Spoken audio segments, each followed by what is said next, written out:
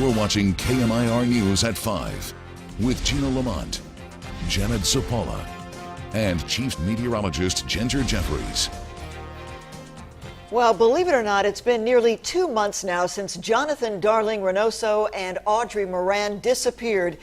As you know, if you've been watching our news, you've heard from their parents, but how are their tight-knit group of friends dealing with their disappearance? It's part 2 of a special You Ask, We Investigate report from KMIR's Kitty Alvarado, vanished without a trace. Kitty.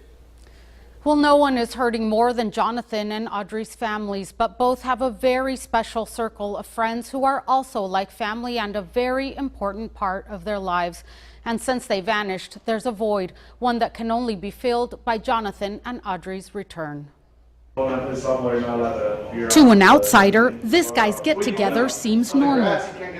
There's sports on TV, jokes, and laughter, but there's someone missing, Jonathan Darling Reynoso. Since his disappearance on May 10th, their gatherings haven't been the same. It's honestly been the longest 2 months. It's like every day you want to wake up and have that good news, you know? Even more baffling, it's not just the 28-year-old who vanished. His 26-year-old girlfriend, Audrey Moran, is gone too. Her friends are worried sick.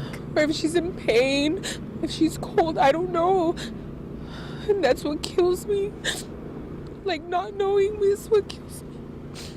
According to the Indio Police Department's timeline, sometime after 8 o'clock on a Wednesday night, Audrey told her sister she was going to pick up Jonathan, who needed a ride after a trip from Brawley with friends. 2 days later, they found her car abandoned on the side of the 10 freeway in Beaumont. Jonathan's best friend then made that horrible call, telling Jonathan's mother her son was missing. That set off alarm bells. She said, "What's wrong with Jonathan?" And I said, I was like,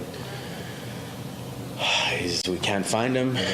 We don't know where he is. And she's kind of freaked out a little bit. Since then, Jonathan's friends have been trying to figure out what happened. They say Jonathan, the jokester of the group, was going back and forth with them on their social media chat like they always do the night he disappeared. He'll like chime in here and there, or we can make fun of him and he could take it. Like that's our group, like brothers, like a family. So when he didn't chime in that night after a funny text, they got worried. Like, I'm making fun of you.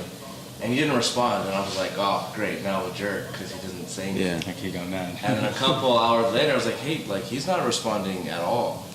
And then that's when I texted his roommate. That roommate says she hadn't heard from him since she left for work Wednesday afternoon. I checked his room, he wasn't there, and that was a little bit strange just because he always came home. Now she cherishes their last conversation. I got to tell him, I love you, see you later.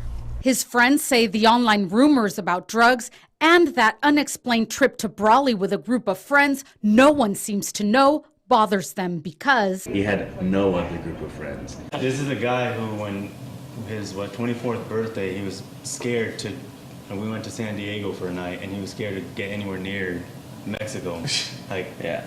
So they're gonna kidnap me. I'm out of here. We just don't buy the whole Brawley thing, like drug dealing and just out of character. Audrey's tight-knit group of friends also say the online gossip about her is hurtful. It's sad because a lot of people believe a lot of those stories. They miss their non-stop social media chats and all-nighters outside the local coffee shop. We would just sit in the back of George's truck, drinking coffee, talking, laughing, and the security guard would pass by and he would just wave. Now they spend their time going over every text and conversation they had with Audrey. We've sat there, the three of us, and we've tried to remember if she ever said anything that would kind of click. Nothing makes sense, but one thing they do know for sure, she didn't leave on her own. I know she didn't leave.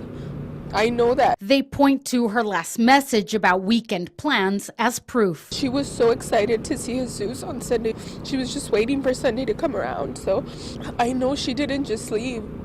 And she would never miss Mother's Day. We also asked them about the mysterious Aaron who keeps popping up online with creepy posts. They say there is one Aaron, but doubt there's a connection. They weren't dating. And so it's nothing like... No.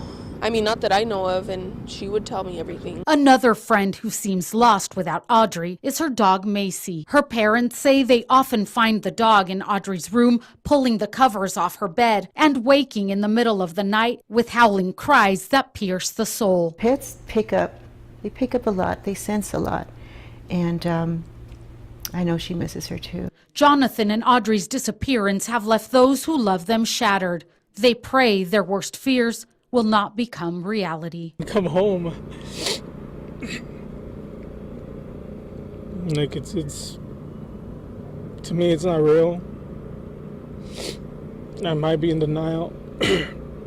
I really feel in my heart that she is alive. I pray to God, I pray to my Virgencita, if he's out there, to watch over him and Audrey, and if he's not, that I hope he's with them.